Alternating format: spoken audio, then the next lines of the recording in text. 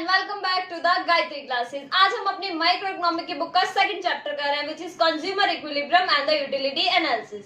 इससे पहले हम चैप्टर 1 कर चुके हैं पिछली वीडियो में। अगर आप लोगों को चैप्टर 1 देखना हो तो आप पिछली वीडियो देख सकते हैं, और अगर आप लोगों ने वो चैप्टर देख लिया, आप लोगों को कुछ डाउट है तो नीचे दिया गया कमेंट बॉक्स में आप लोग कमेंट कर सकते हैं। तो चलिए शुरू करते हैं हम अपना चैप्टर नंबर 2। देखिए, आज हम चैप्टर नंबर 2 शुरू करने से पहले कुछ बेसिक टर्म्स पढ़ेंगे।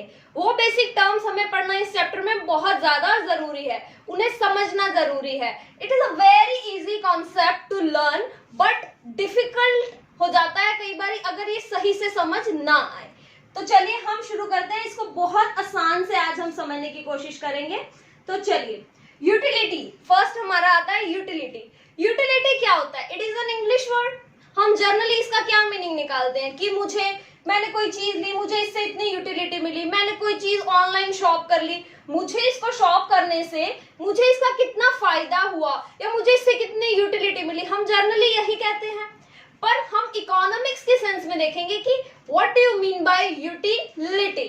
सो चलिए, यूटिलिटी आपके पेपर में आएगा तो आप पहले क्या लिख के आएंगे? लिख के आएंगे want satisfying power of a commodity.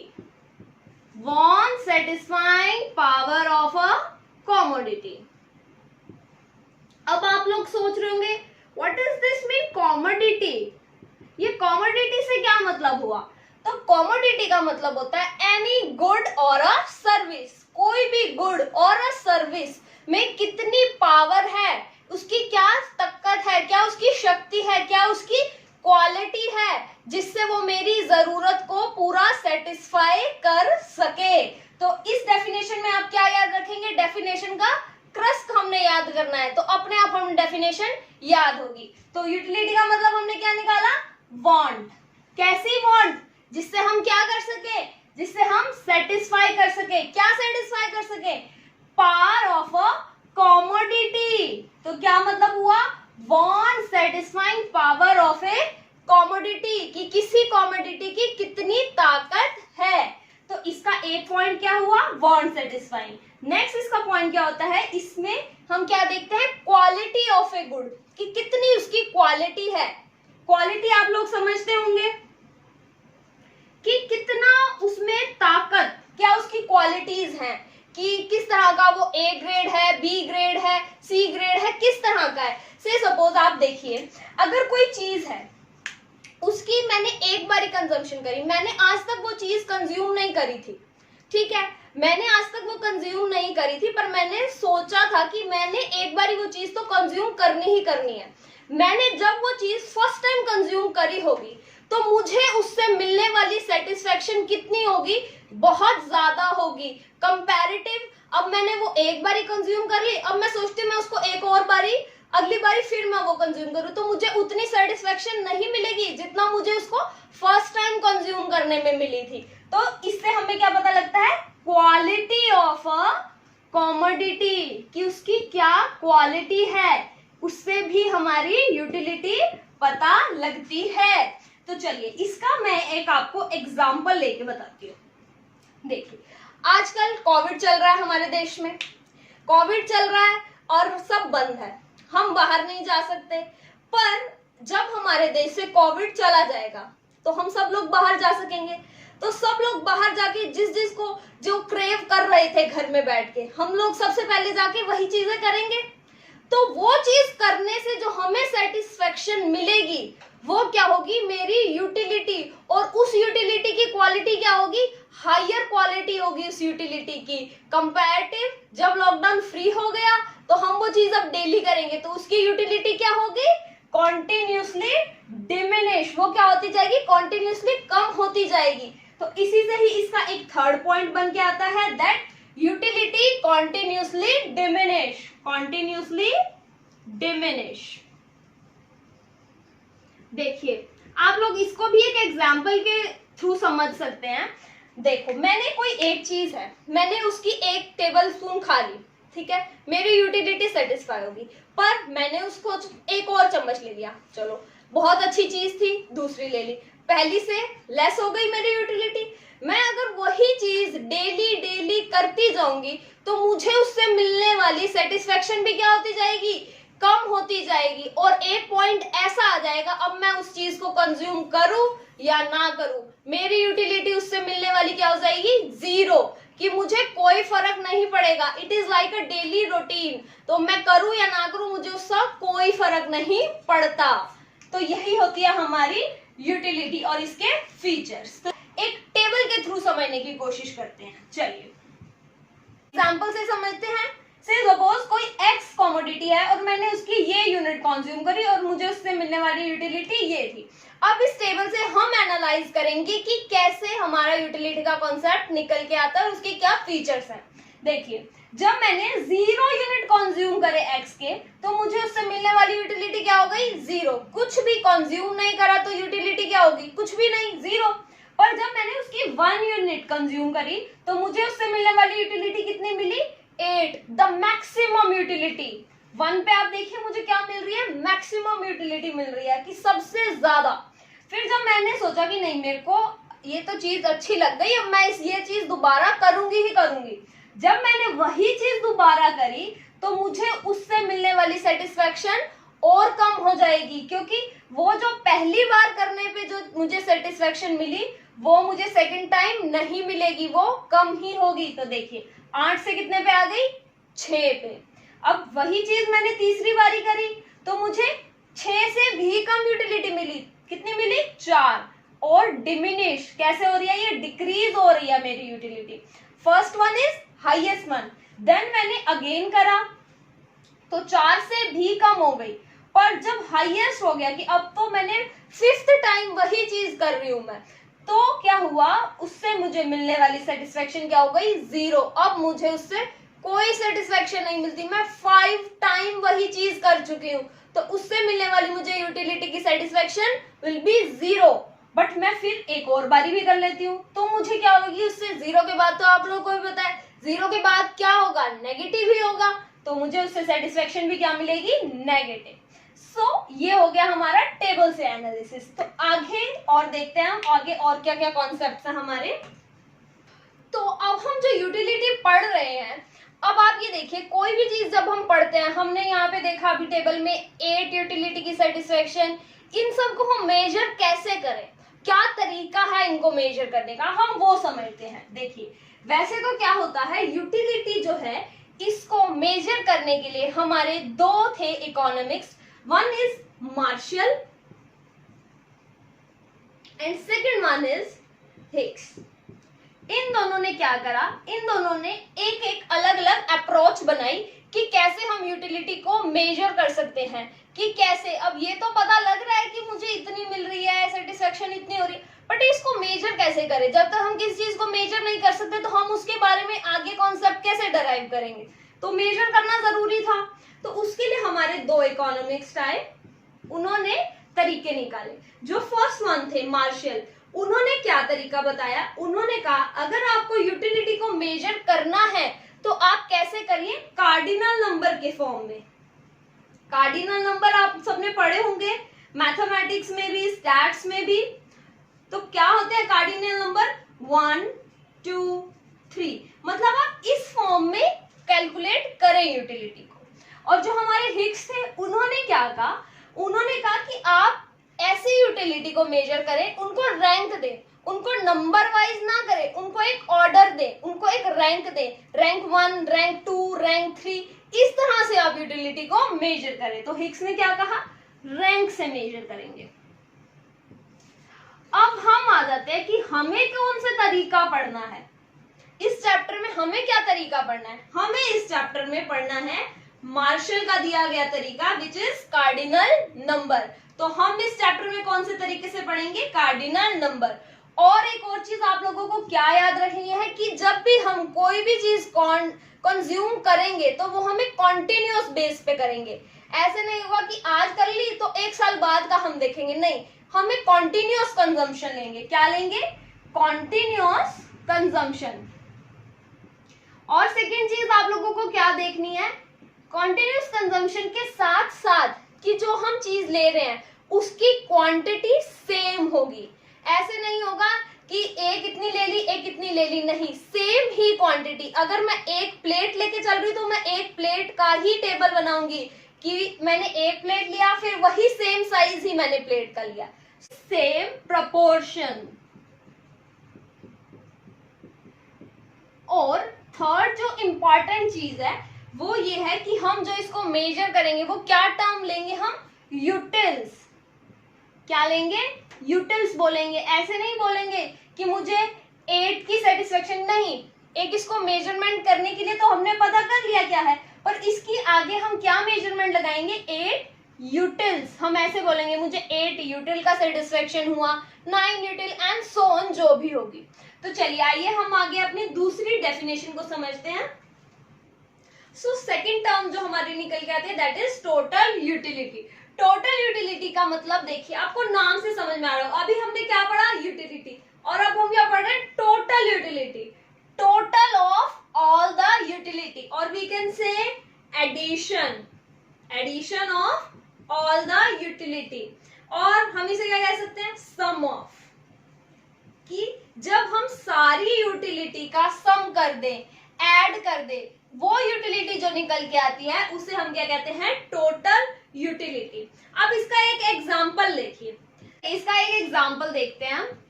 Example मैंने लिया, मैंने 1 यूनिट कंज्यूम करी, ठीक है, एक्स गुड है कोई, मैंने उसकी 1 यूनिट कंज्यूम करी, मुझे सेटिस्फेक्शन मिली 2 यूटिल्स की। मैंने सेकेंड यूनिट कंज्यूम करी, मुझे कितनी सेटिस्फेक्शन मिली, 1 की। और अब मुझे कोई पूछे कि तुम ये बताओ कि तेरे को टोटल कितनी सेटिस्फेक्शन मिली ये 2 यूनिट कंज्यूम करने से, तो मैं क्या कहूंगी, मुझे 3 टोटल, मुझे 3 टोटल यूटिलिटी कितनी मिली, मुझे 3 की मिली 2 यूनिट कंज्यूम करने से, और इसे हम क्या कहते हैं, टोटल यूटिलिटी। तो आइए अब हम इसकी पेपर में हमें लिखनी है डेफिनेशन। डेफिनेशन याद करते हैं और समझते हैं। सम ऑफ, जैसे मैंने आपको बताया यहाँ पे आप सम लिख सकते हैं, एडिशन लिख सकते हैं। बेसिक हमारा मोटो यही है कि हमें क्या देखना है, यूटिलिटी क्या है, सम ऑफ, क्या एडिशन करके कितना आया। तो सम टोटल, सम टोटल, किसका टोटल, यूटिलिटी का, ठीक है। हमने पहले क्या याद रखना है, सम, सम टोटल ऑफ यूटिलिटी कैसे आया, derived from consumption of all unit of commodity. जब मैंने सारी की सारी यूनिट्स कंज्यूम कर ली उस यूनिट की, जब मैंने सारी की सारी यूनिट कंज्यूम कर ली उस कमोडिटी की, तो मुझे कितनी यूटिलिटी मिली, वो क्या कहलाती है, मेरी टोटल यूटिलिटी। अब मैंने आपको ये समझा दिया, डेफिनेशन बता दी। अगर आपके पेपर में टेबल आ जाती है और वो आपसे कहे कि आप टोटल यूटिलिटी निकालिए, उसके लिए हमें क्या, एक मैथमेटिकल फॉर्मूला चाहिए होगा। तो सिंपल, अभी जैसे मैंने समझाया सेम वही फॉर्मूला ही निकला, that is utility 1 plus utility 2 plus utility 3 and utility so on. मतलब एक चीज मुझे कंज्यूम करके, 1 यूनिट कंज्यूम करके वो यूटिलिटी नंबर 1, सेकंड दूसरी चीज मुझे कंज्यूम करके जो यूटिलिटी मिली 2 और 3, और आगे जितनी भी हमें दी होगी, और जब हम इन सबको ऐड कर लेंगे, टोटल कर लेंगे, तो वो मेरी क्या निकल के आएगी, टोटल यूटिलिटी। इसको हम ऐसे भी एक्सप्रेस कर सकते हैं और इसको हम ऐसे भी एक्सप्रेस कर सकते हैं, UN, ठीक है। ये चीज आपको पता है क्या होती है, that is summation. Summation means utility का total, that means addition of utilities. तो अब हम अपना तीसरा कॉन्सेप्ट पढ़ेंगे which is marginal utility. Marginal, देखिए मार्जिनल हमारा पिछले चैप्टर में भी आया था। मार्जिनल हमने वहां पे क्या मीनिंग समझा था मार्जिनल का, कि जब हम एक एक्स्ट्रा, एक एडिशन चीज करते हैं तो क्या होता है। तो सेम वही कॉन्सेप्ट हम यहाँ पे भी अप्लाई करेंगे यूटिलिटी में। अब हम पढ़ रहे हैं मार्जिनल यूटिलिटी, तो वही कॉन्सेप्ट है। तो क्या करेंगे, अब एक एक्स्ट्रा, एक एडिशनल यूनिट कंज्यूम करने से मुझे कितनी सेटिस्फेक्शन और मिली, उसे हम क्या कहेंगे, मार्जिनल यूटिलिटी, ठीक है। इसका डेफिनेशन देखिए क्या है, एडिशनल, एक एडिशनल मतलब एक extra unit utility on account of consumption of an additional unit of commodity, कि मुझे कितनी एडिशनल क्या मिली, मुझे एडिशनल यूटिलिटी मिली कब मिली? जब मैंने एडिशनल यूनिट कंज्यूम करी किसी कॉमोडिटी की, तो that is called marginal utility. देखिए अब हम एक एग्जांपल लेते हैं और उसे समझते हैं। देखिए मार्जिनल यूटिलिटी मैंने अभी आपको बताया, एक एडिशनल यूनिट कंज्यूम करने से मुझे कितनी एडिशनल यूटिलिटी मिली। आप ये देखिए, जब मैं एक यूनिट कंज्यूम कर रही थी तो मुझे कितने मिल रही थी? 100। पर जब मैंने एक और यूनिट कंज्यूम करी तो मुझे उससे कितनी? एक एडिशनल यूटिलिटी मिली। तो दैट इज मार्जिनल यूटिलिटी। ठीक है, इसी से ही हम इसका एक फॉर्मूला भी डराइव कर सकते हैं कि मार्जिनल यूटिलिटी अगर आपके पेपर में आ जाए, ऐसे ही टीयू दिया हो और यहाँ पे आपसे पूछे मार्जिनल यूटिलिटी निकालनी है, तो आप कैसे निकालेंगे मार्जिनल यूटिलिटी? तो आप एक फॉर्मूला यूज करेंगे। तो क्या फॉर्मूला है मार्जिनल यूटिलिटी का? मार्जिनल यूटिलिटी का फॉर्मूला होता है TUN माइनस TUN माइनस 1। ये फॉर्मूले को यूज करके हम अपनी मार्जिनल यूटिलिटी निकाल सकते हैं। देखिए आप इसी टेबल में आ जाइए। यूनिट 1 मैंने कंज्यूम करी, मेरी टोटल यूटिलिटी कितनी थी? 100। तो मुझे मार्जिनल यूटिलिटी भी क्या मिली? 100। अप्लाइंग द फॉर्मूला, देखिए यहाँ पे मेरा TU है और TUN माइनस 1 क्या है हमारा? तो यहाँ पे MU क्या आएगा? 100 ही। तो हम आते हैं सेकंड यूनिट पे। देखिए सेकंड मैंने यूनिट कंज्यूम करी, कितने की सेटिस्फेक्शन मिल रही थी मुझे? टोटली 190 की। और मुझे फर्स्ट से कितनी मिल रही थी? 100 की। तो मेरी मार्जिनल यूटिलिटी आप समझिए क्या हुई। हमने अभी यूटिलिटी पढ़ा था, सेम वही चीज होती है हमारी मार्जिनल यूटिलिटी, वही चीज है। देखिए यहाँ पे क्या थी? 100 ही। अब मैंने यहाँ कैसे निकाली? देखिए TUN minus N minus 1, that means 190 minus 100, ये क्या आ गई है मेरी? MU। देखिए चाहे तो आप इसे कॉन्सेप्ट वाइज भी समझ सकते हैं, पर हम इसे फॉर्मूला में से भी निकाल सकते हैं। कॉन्सेप्चुअल अगर देखिए तो भी हमें समझ में आ रहा है कि हमारी अगर मेरी टोटल यूटिलिटी दूसरे नंबर पे 190 है और पहले पे 100 है, तो मतलब मुझे यूटिलिटी दूसरी यूनिट पे कितनी मिली होगी? 90 की ही मिली होगी, तभी तो मेरी टोटल यूटिलिटी आई है 190 की। टोटल यूटिलिटी ऐसे आई होगी मेरी। तो सेम ऐसे ही हमने बाकी सब यूनिट का भी निकाल लिया। 270 माइनस 190, आगे करा 340 माइनस 270, देन लास्ट वाली का भी हमने निकाल ली 400 माइनस 340, दैट इज 60। ऐसे हमने अपनी TU निकाल ली। अब आप ये देखिए, हमें इस टेबल से ही एक और फॉर्मूला भी डराइव हो रहा है हमारा। क्या फॉर्मूला डराइव हो रहा है हमारा? देखो हम अगर इस पूरे MU को ऐड कर दें तो हमारा क्या आ जाएगा? TU, टोटल यूटिलिटी आ जाएगी। देखिए 100 प्लस 90 प्लस 80 प्लस 70 प्लस 60, अगर हम इनको ऐड कर दें तो क्या हमारा 400 नहीं आएगा? हमारा 400 आएगा, that is equals to our total utility. इसी से ही हमारा एक और फॉर्मूला डिराइव हो रहा है कि क्या हो? TU पूछ ले क्या है, ठीक है, और हमें पता हो कि दैट समेशन ऑफ MU पता है हमें, तो हम TU आराम से निकाल सकते हैं, क्योंकि हमें तो फॉर्मूला पता है। हम फॉर्मूला लिख के आएंगे, क्या लिख के आएंगे? Summation of MU is equals to TU। हमें ये पता लग जाएगी तो हम पूरी टेबल निकाल सकेंगे TU की। समझ में आ गया? अगर क्वेश्चन में आपको सिर्फ ये चीज दी हो कि आपको बता दिया हो कि समुएशन ऑफ आपके पास MU है और आपको MU दिया हुआ है, तो आप TU भी निकाल सकते हैं अगर TU यहाँ पे ब्लैंक हो। और अगर आपका TU है और MU निकालना है तो आप ये फॉर्मूला निकाल कर सकते हैं। तो पेपर में इसी तरह के ही क्वेश्चन आते हैं टेबल रिलेटेड, जो कि आपको अगर आपके कॉन्सेप्ट क्लियर हैं तो आप बहुत इजीली कर सकते हैं। तो चलिए आइए और देखते हैं कॉन्सेप्ट कुछ। अब हम पढ़ेंगे relation between TU and MU। Relation between TU और MU हम कैसे पढ़ेंगे? With the help of a table and a diagram. देखिए आप इकोनॉमिक्स में कुछ भी कोई भी चीज का रिलेशन जब हम सेटअप करेंगे तो हम एक टेबल और एक डायग्राम मतलब इलिस्ट्रेशन का एग्जांपल हम जरूर लेंगे, ग्राफिकली उसको कैसे करता है। तो आइए देखते हैं। देखिए कोई भी एक मैंने कमोडिटी ले ली, उसकी ये यूनिट्स हैं।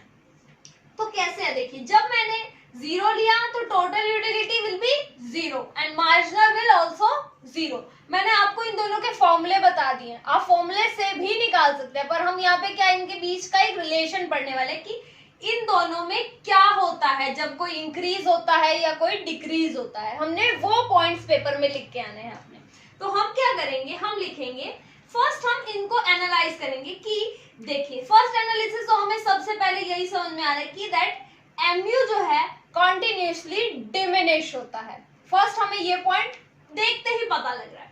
अब हम सेकंड पे आते हैं, तो हम देखेंगे कि जैसे जैसे मेरा TU इंक्रीज हो रहा है, पर जो मेरा TU इंक्रीज हो रहा है वो किस रेट पे इंक्रीज हो रहा है, एट ए डिक्रीजिंग रेट। कौन से, मतलब ये नहीं है कि अगर मेरी चीज 10 से 20 हो रही है तो वो 10 के रेट से ही बढ़ रही है और आगे भी वो 30 हो रही है तो 10 के रेट से नहीं। यहाँ पे अगर हम ध्यान से देखें तो मेरा TU 8 से 14 तो बेशक हो गया और 14 से 18 भी हो गया, पर क्या रेट से वो इंक्रीज हुआ, वो था डिक्रीजिंग रेट। और जब तक मेरा MU, देखिए जब तक हमारा MU क्या है, जो मेरा MU जब तक जीरो पे है या तब तक मेरा नेगेटिव नहीं हुआ, तब तक मेरा TU भी क्या है, कॉन्टिन्यूसली इंक्रीज ही हो रहा है। देखिए जब तक ये जीरो पे नहीं आया, 20 तक तो पहुंचा, हाईएस्ट मैक्सिमम पे जब ये आ गया, उसके बाद ये डिक्रीज होना शुरू हो गया जब मेरा MU नेगेटिव हो गया। तो सेकंड रिलेशन हम क्या सेटअप करेंगे, when MU turns negative then TU start decreasing. पर हमें एक चीज याद रखनी है, क्या, कि TU बेशक डिक्रीज होगा पर कभी भी नेगेटिव नहीं जाएगा और MU जीरो भी होगा और नेगेटिव भी जाएगा। तीसरी चीज आप ये देखिए, जब हमारा TU मैक्सिमम स्टेज पे होता है, जब हमें मैक्सिमम टोटल यूटिलिटी मिल रही होती है और वो बिल्कुल कांस्टेंट हो जाती है, तो हमारा MU क्या हो जाता है, जीरो। हमने टेबल बना ली, टेबल के थ्रू हमने इन दोनों के बीच का रिलेशन सेट कर लिया। अब हम बनाएंगे ग्राफ। आपके पास दो चॉइसेस हैं, आप या तो बिल्कुल जैसे हमने टेबल बनाया है वैसे ही आप ग्राफ फॉर्म कर सकते हैं, या फिर आप अगर कंसेप्चुअली समझें कि कैसे हमने इन दोनों का नेचर बताया और उसके थ्रू भी हम ग्राफ बना सकते हैं। हम दोनों तरीके से देखते हैं। देखिए पेपर में आपको चॉइस आएगी कि आप या तो ऐसे बना लीजिए टेबल के थ्रू, या फिर जैसे आपको कंसेप्चुअली समझ में आता है वैसे भी बना सकते हैं। पर हमें पेपर में क्या चाहिए, मार्क्स। तो मार्क्स के लिए हम जो टेबल बनाएंगे उसी जैसा ही हम बिल्कुल रिलेट करके ही हम क्या बनाएंगे, ग्राफ। ग्राफ बनाते हैं हम। देखिए टोटल यूटिलिटी का हमने क्या ग्राफ में एनालाइज करा कि जो ग्राफ है हमारा वो इंक्रीजिंग हो रहा है एट 3 यूनिट तक, वो क्या हो रहा है, इंक्रीज। तो हम भी पहले ग्राफ को कैसे बनाएंगे, इंक्रीजिंग। तो हम पहले ग्राफ को ले जाएंगे यहाँ तक, ठीक है, हमने इसको इंक्रीज कर दिया। फिर एक स्टेज पे आके क्या हो गया, ये और बढ़ गया। तो चलिए हम भी इसे थोड़ा सा और बढ़ा देते हैं। देखिए हमने भी इसे थोड़ा और बढ़ा दिया, पर एक स्टेज पे 5th यूनिट पे आके क्या हो गया, वो कांस्टेंट। तो हमने भी क्या कर दिया, इसे कांस्टेंट। अब हम आते हैं MU पे। देखिए MU क्या हो रहा है, कॉन्टिन्यूसली डिक्लाइन हो रहा है और फिर नेगेटिव हो रहा है। तो हम पहले इसको 3 यूनिट तक बनाते हैं कि 3 यूनिट तक ही क्या हो रहा है, डिक्लाइन। हमने भी इसे क्या बना दिया, डिक्लाइन, ठीक है। अब ये 0 तक जा रहा है, हम पहले इसे 0 तक ले जाएंगे। और ये चीज देखिए कि जब हमारा TU मैक्सिमम था तो हमारा MU क्या हो गया, 0। तो जब ये पॉइंट यहाँ पे आएगा तब हमारा MU को हम कहाँ ले जाएंगे, इस पॉइंट पे। हम यहाँ पे इसको लाइन को कर देंगे ज्वाइन, ठीक है, ये हमने लाइन कर दी ज्वाइन। और इस को पॉइंट को हम क्या कहते हैं, point of saturation. Point of saturate हो गया जहां पे हमारा MU, ठीक है। आगे देखिए, आगे हमारा TU क्या हो रहा है, डिक्रीज होने लग गया। हमारे TU को हमने क्या कर दिया, डिक्रीज। और जब हमारा TU डिक्रीज हुआ तो MU क्या हो गया, नेगेटिव। अब नेगेटिव के लिए हम ग्राफ में क्या करेंगे, इसको यहाँ नीचे ले जाएंगे और यहाँ क्या लिख देंगे, एट किस पॉइंट पे हो रहा है ये, हम इसको लिख देंगे यहाँ पे हमारा पॉइंट क्या है, ये -2। ठीक है, हमने इस टेबल में क्या नोट करा कि जब तक हमारा MU क्या हो रहा था, डिक्लाइन हो रहा था, पर जब तक वो डिक्लाइन हो रहा था और पॉजिटिव था तब तक हमारा TU भी इंक्रीज हो रहा था। जब हमारा देखिए 5 यूनिट थी, 5 यूनिट पे हमारा क्या हो गया था, कांस्टेंट, और 6 पे डिक्रीज। जब ये डिक्रीज हुआ तो ये क्या हो गया, डिक्लाइन होने शुरू हो गया। तो यहाँ पे हम क्या लिख देंगे, यहाँ पे ये था पॉजिटिव और यहाँ पे आगे क्या हो गया, ये नेगेटिव।